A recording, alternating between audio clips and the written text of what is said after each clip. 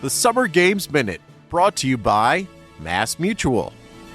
It is one of the most recognizable symbols in the world, the Olympic rings. But how did the interlocking, multicolored 5 rings come to be? They go all the way back to the very beginning of the modern Olympics. Pierre de Coubertin, the founder of the Olympic Games we know and love today, created the original design for the rings. According to the IOC, each of the colors of the rings, blue, yellow, black, green, and red, represent the, quote, 5 parts of the world won over to the cause of the Olympics. Mostly, that's understood as the 5 continents that's participated, which was really 6, but the Olympics founder considered North and South America as 1. Mass Mutual celebrates women's sports history and understands the nuances in how women want and need to manage their finances. With quality product solutions and guidance, a Mass Mutual financial professional can help you plan for both short-term and long-term money goals. Learn more and get started at massmutual.com. As you've probably heard by now, we've teamed up with BetMGM this season. We'll be using BetMGM lines to make all of our picks, and we'll have special offers for our listeners each week. If you haven't signed up for BetMGM yet, use bonus code THEATHLETIC, and you'll get a 1-year subscription to The Athletic, plus up to a $1,500 first bet offer on your first wager with BetMGM. Here's how it works.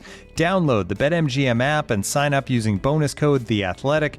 Make your first deposit of at least $10. Place your first bet on any game and claim your voucher for a 1-year subscription to The Athletic.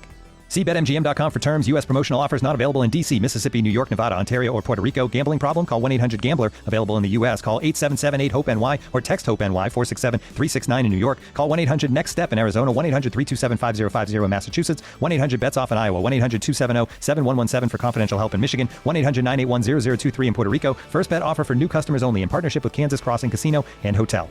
Don't forget, if you haven't signed up for BetMGM yet, use bonus code THEATHLETIC and you'll get a 1-year subscription to The Athletic, plus up to a $1,500 first bet offer on your first wager.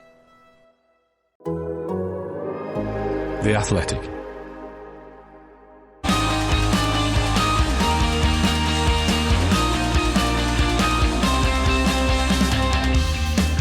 The race is on, and ahead of the Hungarian Grand Prix, Haas is back in the news because of talks about a possible Toyota deal at the same time as extending its Ferrari contract.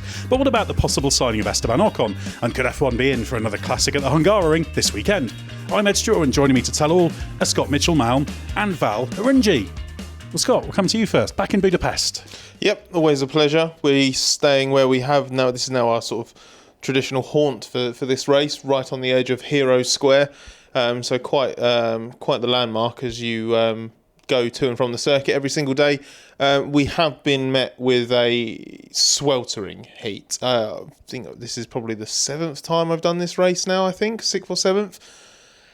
It gets hot, but I genuinely can't remember one like this. It's pushing like mid to high 30s, I think, at its worst. So apart from making me complain at the start of this podcast, I think that's also going to have quite a big bearing on what we see over the next few days at the Hungaroring. Yeah, it's funny, I've done probably 16 or 17 Hungarian Grand Prix. I can remember really hot ones way back, but it's been a long time since it's been this sweltering, so it's going to be hard work for the drivers out there. And Val, welcome back to the Race F1 podcast, most commonly heard on the MotoGP podcast, but a few more wheels as usual, and you've been enjoying Budapest as well. Yeah, it's nice. I mean, the heat, I honestly expected it worse. I looked at the weather forecast for the week and I was like, ooh, I may have made a huge mistake. But, coming in here, yeah, it's hot, but it's okay. And I've heard suggestions that actually for the really important sessions later in the weekend, it maybe should be slightly more palatable.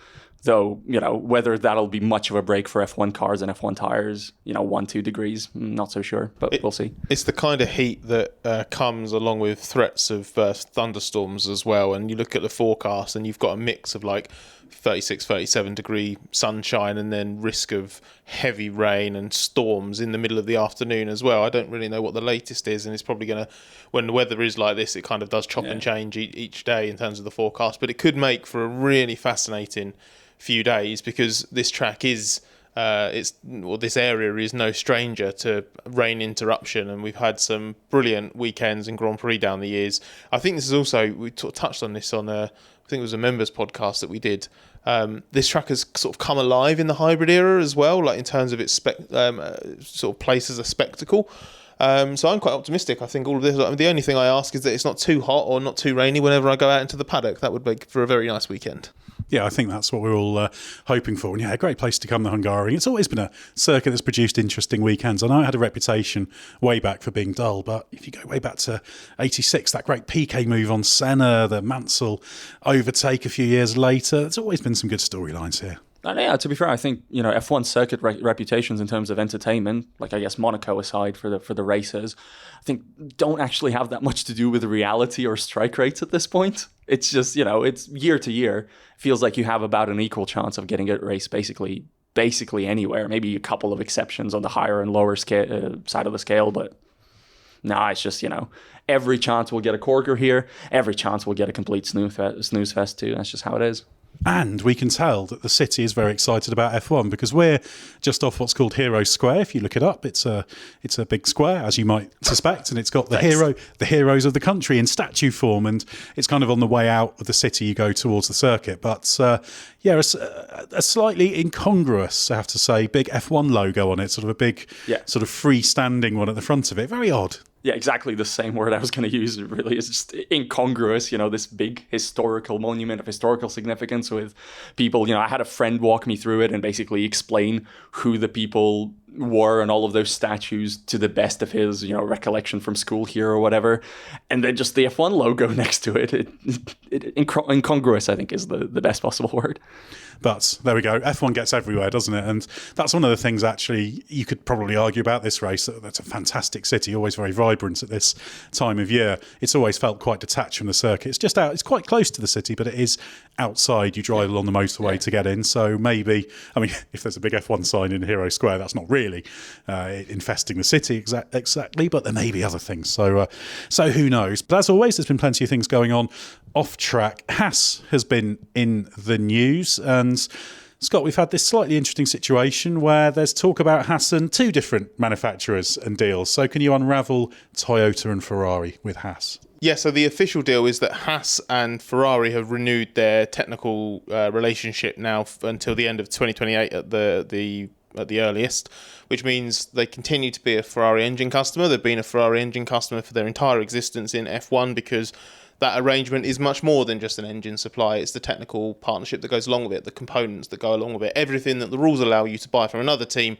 Haas takes from Ferrari. So and latest spec as well. They're always the same year spec. Yeah, so that is being continued. What is going on in the background, and this is where Toyota comes in, is that Haas has fundamentally an infrastructure and personnel weakness. It's the smallest team in F1. It has the most convoluted structure with its base in the UK.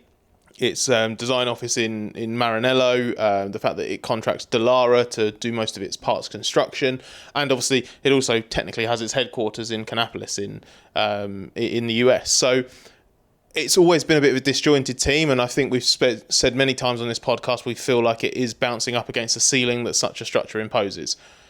What Aya Komatsu wants to do with Haas, as I understand it, is he wants to tap into ways to sort of raise that ceiling by tackling its key weaknesses. At the same time, Toyota is always looking for sort of new ways in which it can keep tabs on different series, expand its sort of data and knowledge base and what it's involved in, because that's beneficial.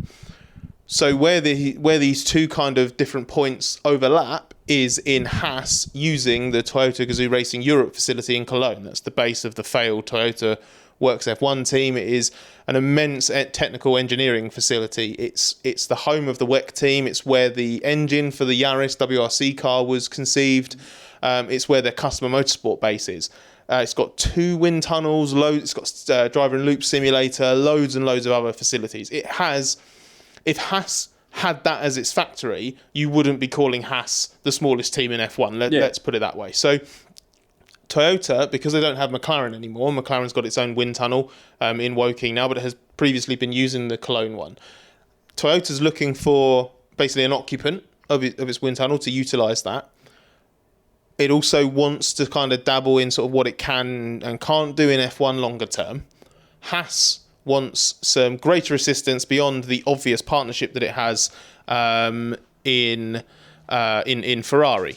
Where there might be, like, I guess, a little bit of cancelling out is maybe in sort of like what Dallara offers, but I think that's further down the line. It's only if Toyota or the TGR Europe facility can offer a little bit more. So that's kind of where it is. And that is also why you can do the new Ferrari deal while also having these Toyota talks, because they are symbiotic at the moment from a Haas perspective. Nothing that, with the exception of presumably wanting to use their own wind tunnel facility in Cologne, for whatever reason, I don't see it taking much away from the Ferrari deal at the moment. Certainly in the short term, the Haas-Ferrari deal can continue in its normal stead.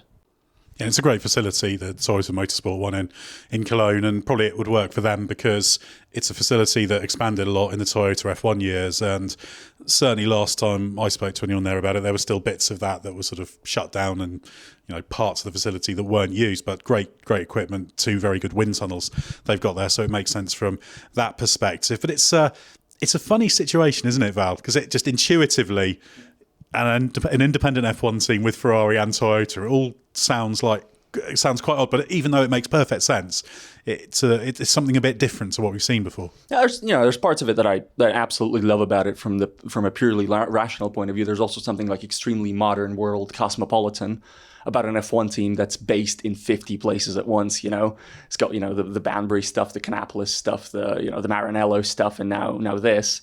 And obviously, you know, there's hyper specialization going on, so it does make sense.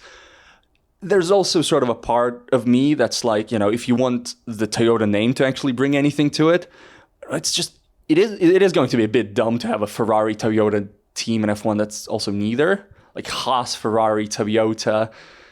If you understand where I'm coming from here, it's like that whole situation of manufacturers being sort of attached to F1 teams, but not really, is not one of my favorite modern F1 trends from a purely spectator point of view. But it's an interesting one, isn't it? Because you have one extreme, which is, for example, the Alfa Romeo deal with Sauber, which was a naming thing. Yeah. Occasionally they tried to make noises pretending there was technical stuff, but on the F1 side there wasn't. But this is a service providing thing from Toyota. This is almost not Toyota as a manufacturer, but Toyota, which has a business unit in Germany that probably has got a bit of capacity to do more. Yeah, actually, you know, when you put it that way, it is basically fine and quite cool. It's just, you know, whether it really will be truly narratively satisfying if that team just becomes the Toyota F1 team at some point or not, or a Toyota engine customer, which obviously Toyota isn't doing F1 engines anytime soon, anytime in the foreseeable future. But maybe, you know, if there is some interest in dipping your toe into F1 waters, clearly because of, you know, the revenues going on right now and the popularity, there will be at least an exec or two thinking there, all right, well, maybe this is a toe in the water, and then in the future, one day, we're back with a team and we've got all the, you know, we've set everything up for it to happen and for a fairly easy and smooth takeover. But clearly it's, you know, it's nowhere near at that level. And for us, I think right now it's more important in that if it raises Haas's ceiling, that's good for F1. That's good for all of us. I think, you know, Haas is a team that right now is pretty easy to like with what they're doing on track, but you always do feel like there's a hard cap. And the higher that hard cap can be raised outside of like wider F1 changes, I think it's wonderful. Scott, do you get the impression that this is Toyota primarily providing a service with one of its businesses effectively, but also there is a good chance to just reintroduce itself to F1 technology as well, and there could be in its mind somewhere 2030 or beyond. Often manufacturers have little design studies going on somewhere in their companies about F1. We don't hear about a lot of them, but it's kind of an advance on that as well. And if it doesn't go anywhere, it doesn't matter because it's a good deal for them. Do you think that Toyota are thinking, we might need to get back towards F1? Well, the attitude has definitely changed. I'm sure you remember this, Ed. There was definitely a feeling after the withdrawal due to the colossal amount of investment and the nature of the exit in the middle of the economic crisis, that Toyota would never come back to F1. That, you know, those scars ran way too deep. But there was an admission towards the end of late last year from Akio Toyoda, who said that having been on site at the Japanese Grand Prix, the world of F1 that he remembered, it had moved away from that and was actually something more interesting. Now, the most obvious way to try and tempt someone like Toyota in is obviously as an engine manufacturer, if not, you know, as a team partner or their own team entirely. I don't think that's on the cards. Certainly not in the medium term. They're more interested at the moment in exploring all hydrogen possibilities, certainly for the next 5 years. So possibly in the 2030s for the next set of F1 engine rules, that might be something that appeals. But I do think that there is a serious exploration of what's possible in F1 in the short, medium term. I do think on the first instance, this is about just a good business decision for TGR Europe, but TGR Europe is a wholly owned Toyota subsidiary. Just because it is effectively a standalone enterprise, you're still dealing with a Toyota company. And then there's the fact of what's actually going on with Toyota in Japan. What do they want to do out there? This has happened a lot with Honda over the years as well. Obviously, what is being said publicly, what is being done publicly, is very different to the kind of conversations that are happening behind closed doors. And things that I have heard from people close to Toyota Motorsport personnel in Japan, for example, is that F1, the door is open to F1 in a way that it wasn't previously. So I wouldn't want to frame it as this is the first step to Haas becoming the Toyota Works team or something like that, but something that involves maybe kind of more than just, oh, you want to come and have a little space in our Cologne facility? What else can we do? How can we make this relationship even more mutually beneficial? I don't think a Sauber Alfa Romeo deal is on the cards when next year we're calling it Toyota and they're paying Haas to be the title sponsor. Could be wrong, but I don't think that suggestion's correct. But longer term, the Toyota name comes back into F1. There's some commercial and marketing opportunities. There's some driver opportunities there. We know that a different example of Toyota wanting to broaden its horizons and expand where it's getting information from is making sure that Ryo Hirakawa is placed in the McLaren Young Driver Program. That's not a McLaren thing, that's a Toyota thing. But that's a driver there who is obviously highly rated within the organisation that is getting F1 level coaching and assistance. I'm not saying that he's going to be a Haas driver 2 or 3 years down the line as the replacement for Ollie Behrman when he gets his Ferrari drive or something like that. But you can certainly see how this can evolve over the next few years and potentially become something bigger. But it would be a slow evolution, I think. So what Scott is saying is Kalle Rovanperä and Ryo Hirakawa will be the Haas drivers in 29? In a Castrol liveried Toyota. I mean, that would be quite fun, wouldn't it? But I can see it appealing from Toyota's perspective, because you would have in the back of your mind, if we do this for a few years, they'll maybe have to upgrade some of their facilities in Cologne as well. It could be an interesting way, if they did want to restart, to have some current knowledge. Maybe there'll become a point where Haas could be bought. Again, don't want to suggest that's the mindset, but whenever you have things like this, there's always those little ideas in the backs of people's minds. Oh, well, maybe. We don't really know what Gene Haas is thinking about it. He seems quite keen not to sell. He seems pretty intransigent on the matter, but there may come a point where he wants to.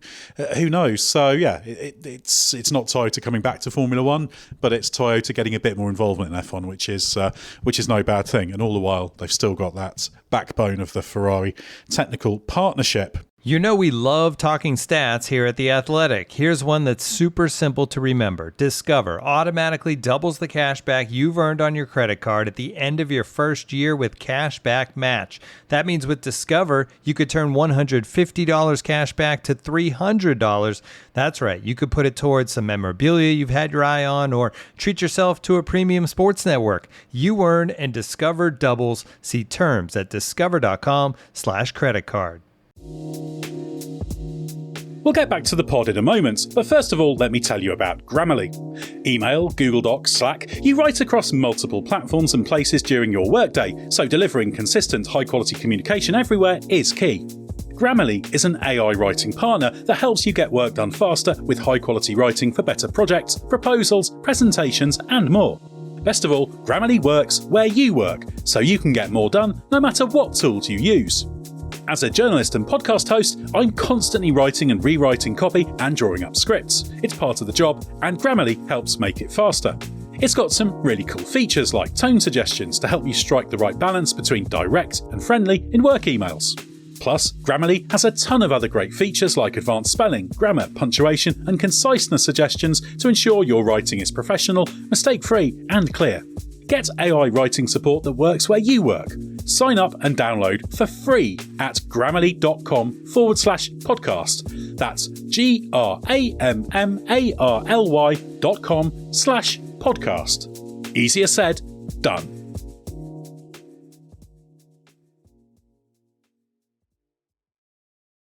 Let's talk about the driver market now. Scott, we've been waiting, holding our breath collectively for this Esteban Ocon Haas deal to be announced, and we're all running out of oxygen. Yeah, I would say to do yourself a favour and inhale and then exhale, Ed.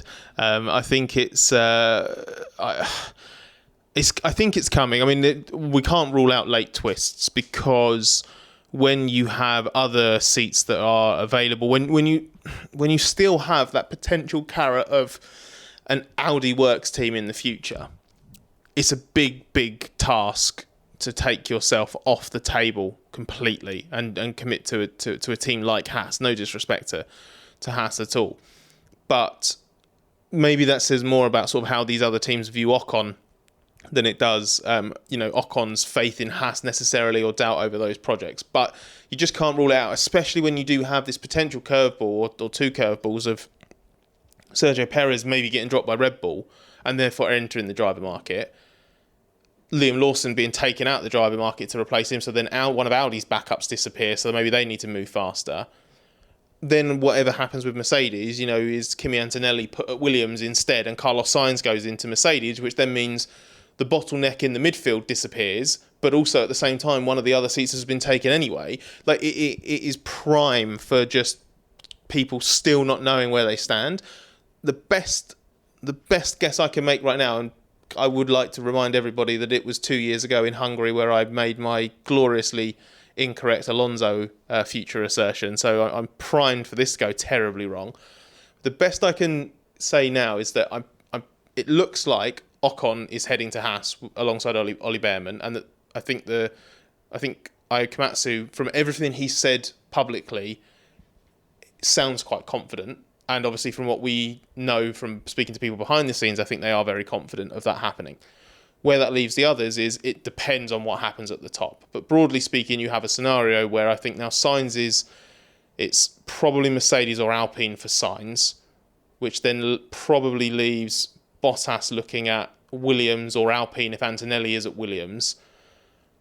And I think people like Doohan missing out and Lawson seeing if they can get either the Red Bull seat or one of the Audi ones. So it's chaotic, and it's been so chaotic that a silly season that started incredibly early this year has rumbled on so long that we're now in conventional silly season territory, and it's still going, and there's still new bits to it.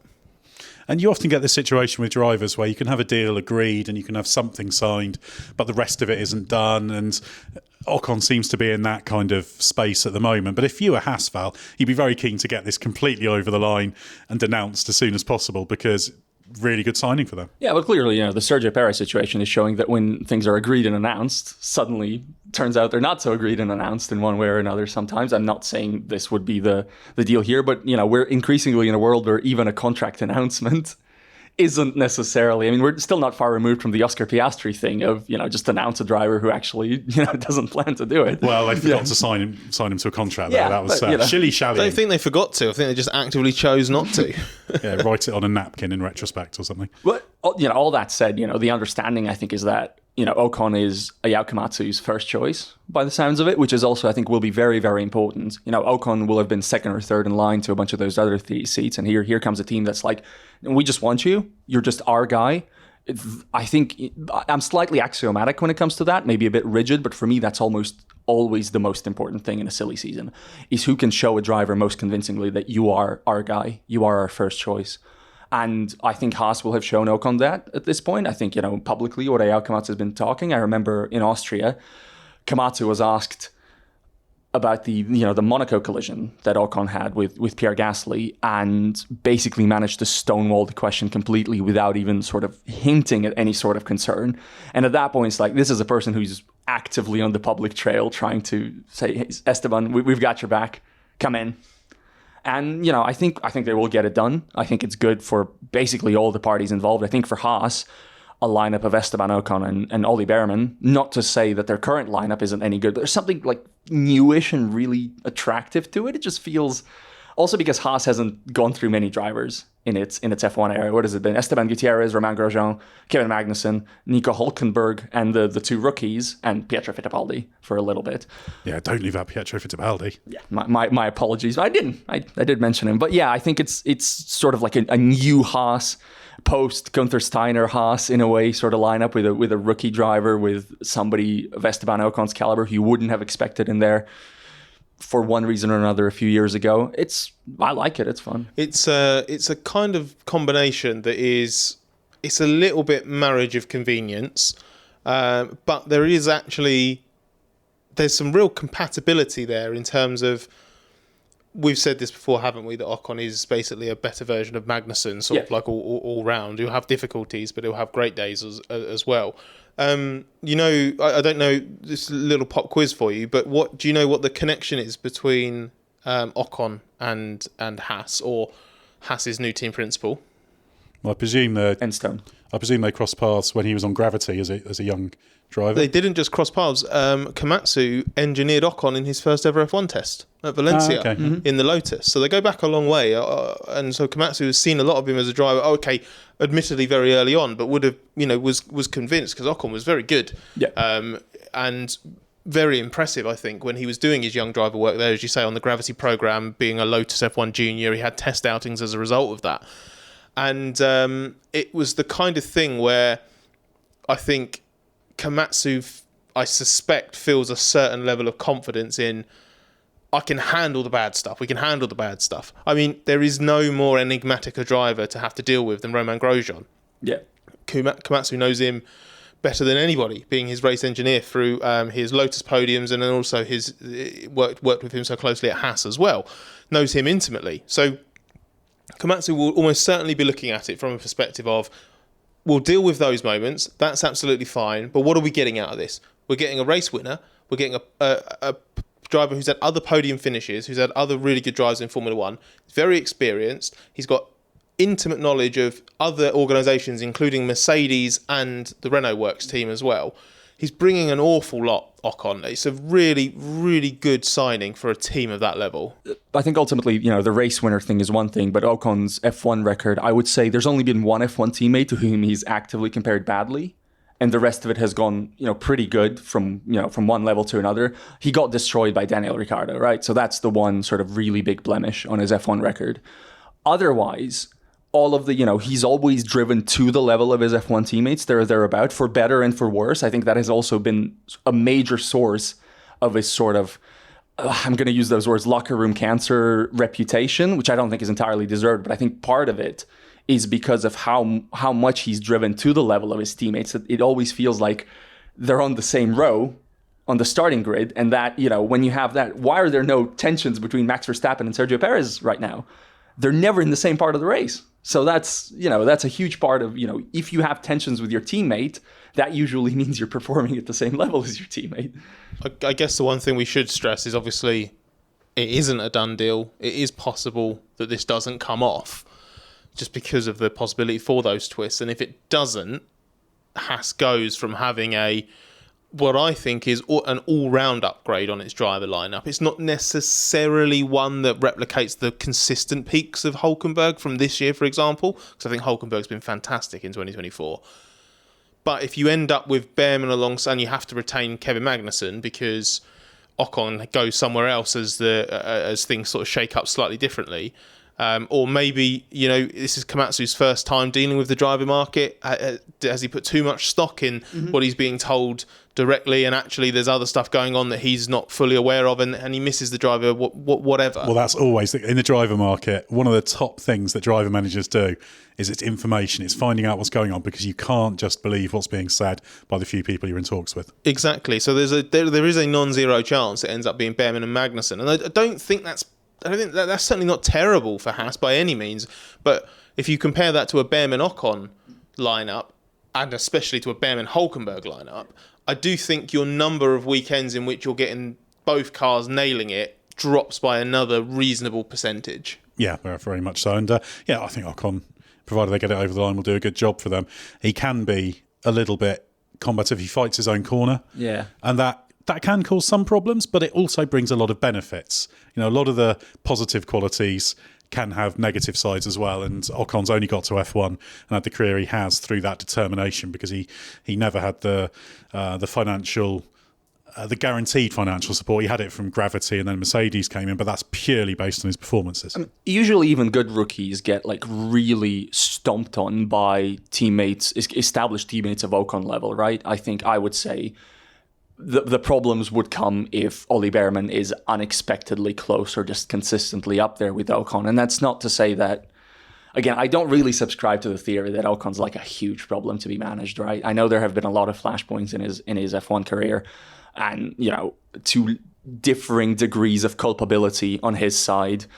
For me, the image that still plays in front of my head is, the Perez collisions at Spa, at Singapore.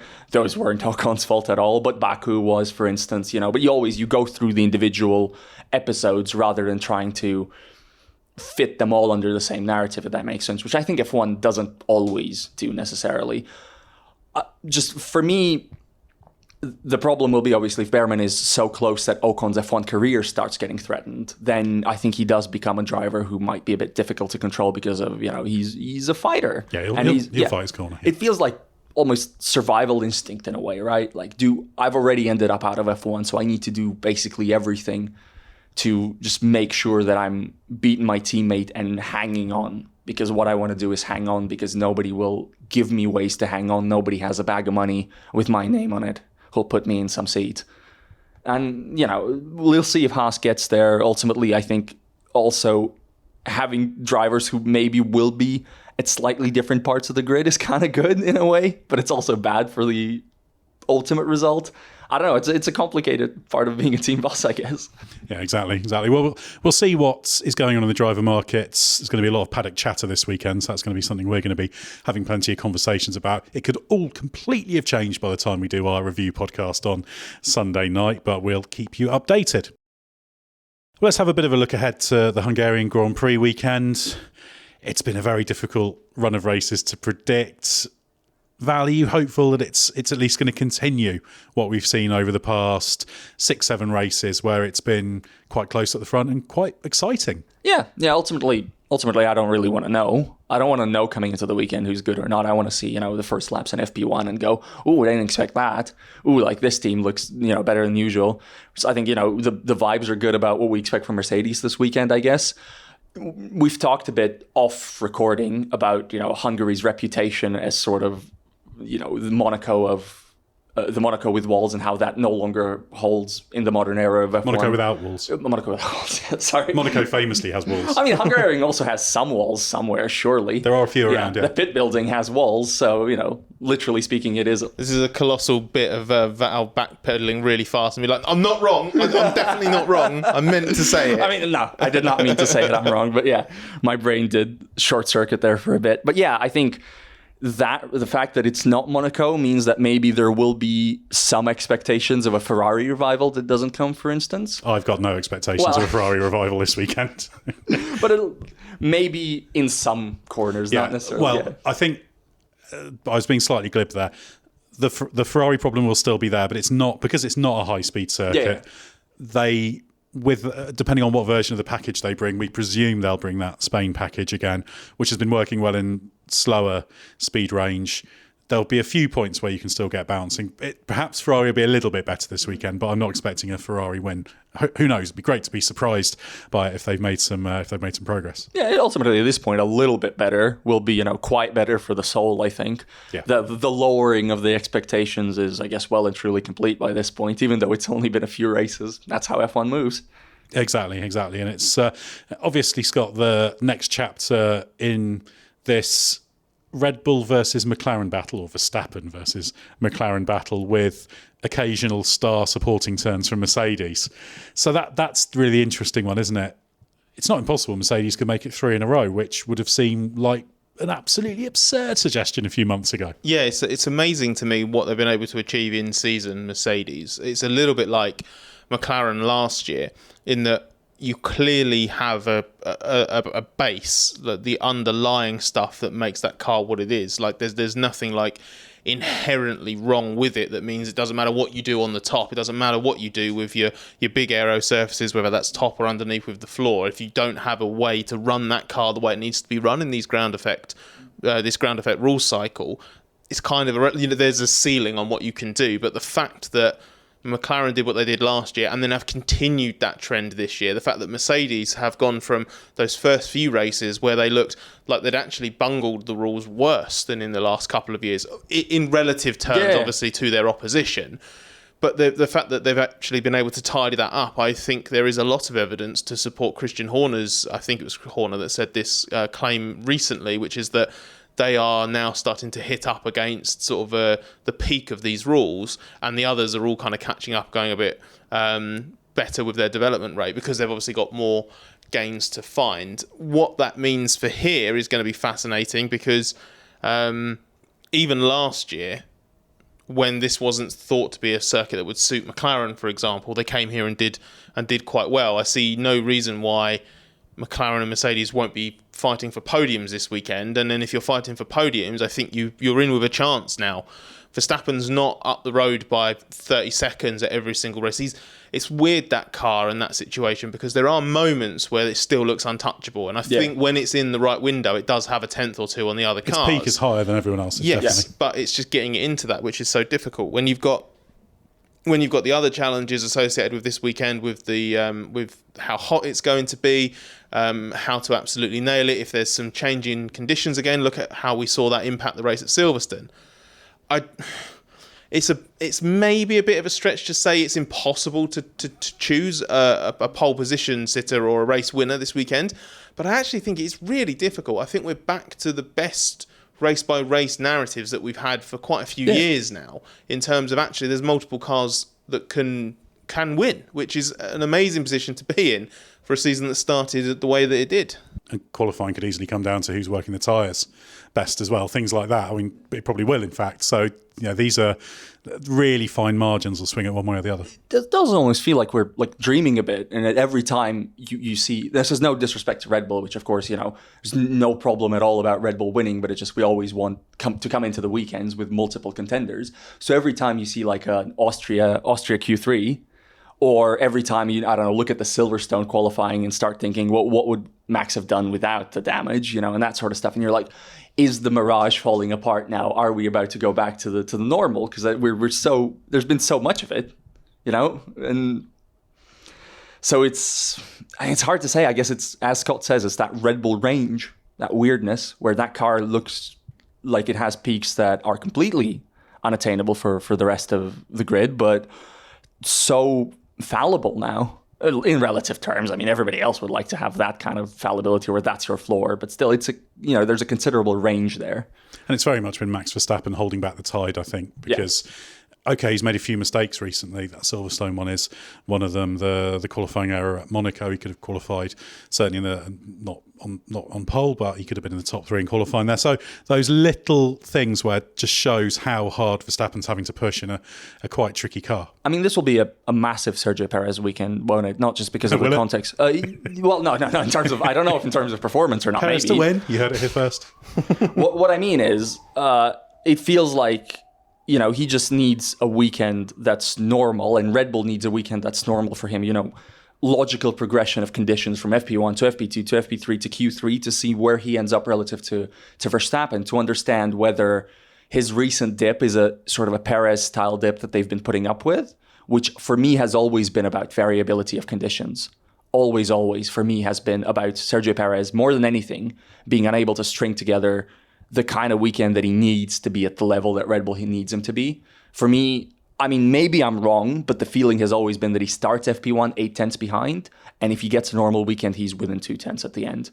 And of course, it was here last year where he had the crash on the first FP1 lap, dropped a wheel, felt to me a bit like he was trying to be Max Verstappen and, right, I'm going to be really quick straight from the off, and just a bit of imprecision, showing how hard he was having to push himself. Yeah, exactly. And it'll, he does that this weekend. Obviously, it's game over, I think. It's probably replaced by FP2 if that happens. But I think, I don't know, Scott, what do you think? In terms of what Perez needs to do, I reckon if you said to Sergio Perez, right, you can sign on this bit of paper now, people are always being offered these metaphorical pieces of paper, a couple of sixth places even over the next couple of weekends here in Spa. Sort of, at least it's not great for that machinery, but it's kind of getting into what they at least need from him, just to show, at least for the rest of this year, he can score enough points just to make sure they don't fall victim to McLaren in the Constructors' Championship. I think it's less about the result, and I do think it's about the performances and circumstances around it. I think if he finishes 4th or 5th, but it's a 4th or 5th that's come from him qualifying 8th of the top 8 cars, again, a bit behind, absolutely nowhere, and just inherent positions because of retirements or that kind of thing. I don't think that really counts for anything beyond, obviously, a nice little boost on the points total. Whereas I think let's say a 5th or a 6th place versus a 4th, in those circumstances, a 5th or a 6th that comes from being within, a couple attempts of Verstappen in qualifying, racing hard and beating, a McLaren and a Ferrari on merit, or both Ferraris and a McLaren on that kind of thing, picking off those cars in and just limiting the damage. Like, that's what Red Bull's looking for, because the rumour is that we know that there's been an emphasis in the last few weeks, certainly behind the scenes, of performance clauses in Perez's contract now being relevant where they weren't being spoken about before. The rumour is that this was added in to the new contract that he's done in season, and actually that's why that contract was done, which was actually, interestingly, I think was one of your theories a few weeks ago that we talked about, Ed, that maybe that's the reason why Red Bull were keen to do it. Obviously, the team's not admitting to that, but the suggestion is that the clause, the performance clause that he's vulnerable to is being 100 points behind Verstappen at the midway point of the season, or the summer break. Which he's going to be, because even if Verstappen retires from both of these two races, I'm not sure Perez will score enough points to... No, he's 137 points behind, I think, off the top of my head. So I don't think he can get back within that range where he's not vulnerable. But what he needs performance and pace that shows to Red Bull, look, I know that you can get rid of me, but you shouldn't, because look, this is the level I'm actually at again. I've got over it. I'm really sorry about that slump again. This is what you can expect of me, and try and convince them that he won't torpedo that Constructors' Championship bid. The problem is, I don't really know what Red Bull can find out in these two races before the summer break that changes anything that they don't already know about Checo. Yeah. I feel it's less about what they know and more just about... Because I think the feeling was almost, can we get away with this to the end of the season? Unsustainable, I think, was the word Christian Horner used last time. So I think it's got so bad that they kind of thought, we're not really muddling through this. So maybe if there's enough from Perez... I don't think it's going to change their view of Perez as a driver, but they might think, OK, well... McLaren would still need to outscore us pretty heavily to win that Constructors' Championship. So as long as you're chipping away, just picking up solid points, that's okay. But I am getting the sense that as the stress builds on the team, because they've done a magnificent job, it's a fantastic racing team, and they're still executing very well under pressure. I don't think any other teams or drivers would have got the results Red Bull have out of the last 6 races than this team and Verstappen.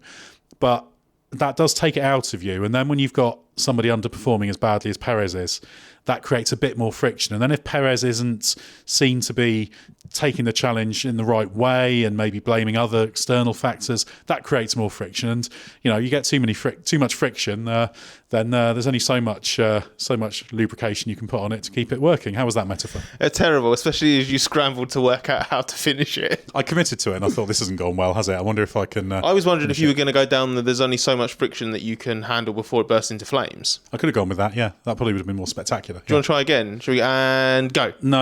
I think I'm gonna not be saved in the edits. I'm gonna lay bare how bad I am at. We edit these things.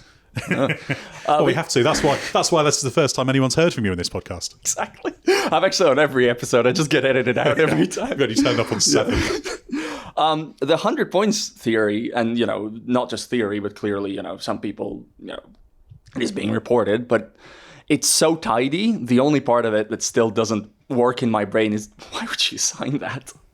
I think you're overconfident. No, I don't think it's that. I think it's if that's the only way you get the deal that you want. If you want to have that 1+1, and that's the thing, you back yourself to make sure that you're not within 100%, and you get some security that way. Well, it's an easy argument to make. So you can say, look, you're telling us you're the guy for this. This is not a high bar to clear. If you're the guy, that's fine, isn't it? If this is the reason they've done it, it now makes sense on both sides when it didn't at the time the contract was done, because there's this. I see it sometimes get sort of framed almost as if Perez has been on a slump since the new contract, but it started 2 races before, at least 2 races before. I know that you and I disagree over how bad his Miami weekend was, but I don't think the second closest in qualifying to Verstappen. I know, but it still wasn't good. It wasn't brilliant, but it was fine. It was fine in the range, and it was still the start of the. It was the fact that it then he did always take Verstappen out at the start. Yes. It was the fact that it was like once again, like last year, it started a bigger decline. I think that's the problem. That was a very, very long slump, and that's the thing that's where these 2 races are important, because the run so far has been a pretty big slump, but it's not been on the magnitude of last year. But if you have another 2 weekends of just ongoing slump, no reason to think it's going to change through the break, then you start to think, are we going to be like last year? You get to the last few races and you start saying, well, yeah, we're picking up a bit now. It's like, well, too little too late. Can I actually be like a bit annoying, because I was always going to bring this up. I don't believe it's a slump. Like in de facto, it's a slump. Obviously the results have got worse. I'm not sure it's like a Perez change necessarily. I think it's part of the range of Perez performances, except the other cars are good now. It's within the range, but I think it's exacerbated at Red Bull for the simple reason that when you have because people talk about cars being designed around drivers, and that isn't true. It's not like, we designed this so you have it easy. A driver like Verstappen lets you push a car into a place where it's more difficult but quicker. Michael Schumacher could do this, that pointy car thing, and that makes life difficult for someone like Sergio Perez. And you've got the multiplier of the fact that this car is quite stiff, barely feels like it's got suspension effectively, the fact that they are under pressure from others, so they can't just knock back a bit of performance, put the ride height up a bit, make it a little bit easier.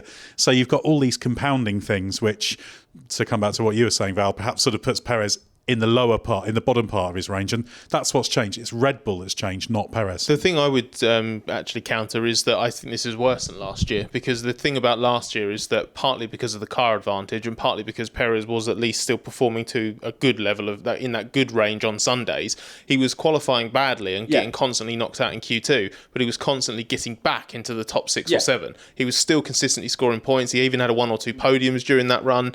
It was really a concentrated Saturday weakness last year, whereas this year he's not getting that freebie to come back on a Sunday. So I think he's had a worse run of Saturday performances and Sunday performances combined. He's scored like 15 points or something over the last 6 Grand Prix, and with a best finish of 7. Yeah, there was nothing like that last year in terms of the yield. It's always much higher than that. Yeah, exactly. But I don't think it's about him. I think it's about the F1 that has changed around him. And but they knew that this would always happen. But that is also him. Like, it's not just like you can't just be a driver that exists in a world that where everything is sort of lined up for you. And it is about him in the sense that he wasn't doing this in the first 6 races of the season, and that's where we're at the moment, where we have this, unfortunately for him, wonderfully neat split in terms of the season so far.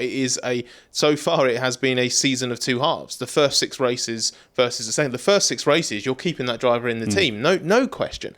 The timing of the contract was tricky, but in terms of purely from a results perspective, you cannot say that he's not doing the job that he needs to do for Red Bull. Yeah, but it's the same. Like, remember, there were some races in the hybrid era when Mercedes was at the peak of its dominance, where you'd have like a 6-7 tenths gap between Lewis Hamilton and Nico Rosberg in qualifying, and it didn't matter at all because they were still walking out the front row, so nobody noticed it.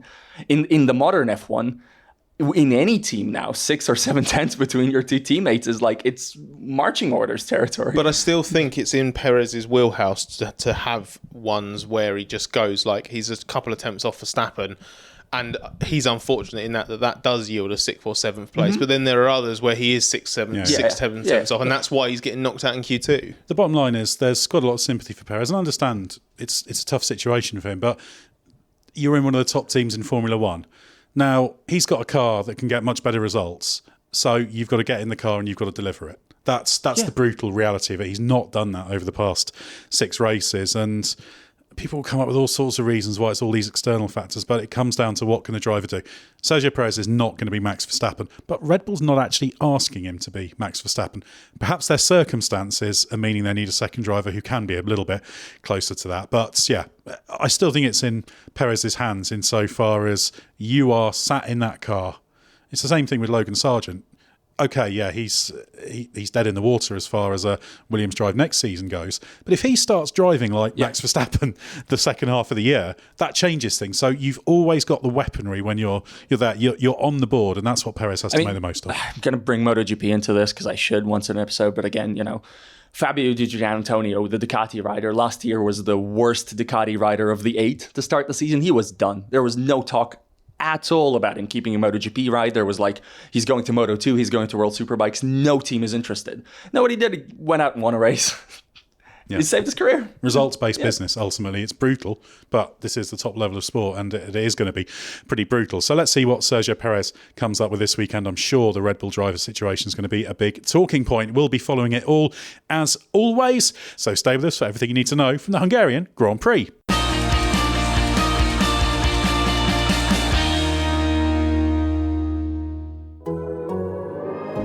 The Athletic.